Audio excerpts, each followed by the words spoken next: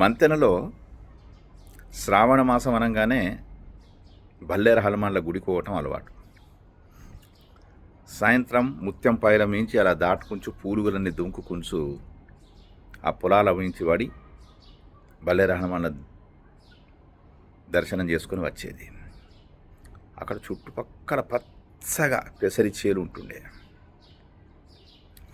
అప్పుడు చూసినవి ఏంది, ఆ పెసరి చేలను కళ్ళు చూసినాయి, కాళ్ళతో నడిచాము, చేతులతో కోసాము. కానీ చేతులు తినవు, కాళ్ళు తినవు, కళ్ళు తినవు, నోరు తింటుంది. నోరు తిన్న తర్వాత ఏమవుతుంది, వెనుక నుంచి ఆ యజమాని వచ్చి వీపు విమానం మూత మోగిస్తే వెట్ అవడ్రవాడు అని చెప్పేసి వెయ్యి కొడుతుంటే వీపుకు దెబ్బలు తాకితే కళ్ళల్లోంచి నీళ్లు గారినాయి, బాధయి. అంటే చూసిన తప్పేది, కళ్ళు చూసినాయి కాబట్టి కర్మ అనుభవించక తప్పదు అని చెప్పేసి గనకోడ శ్రీరాములు సార్ చెప్పేది కథ.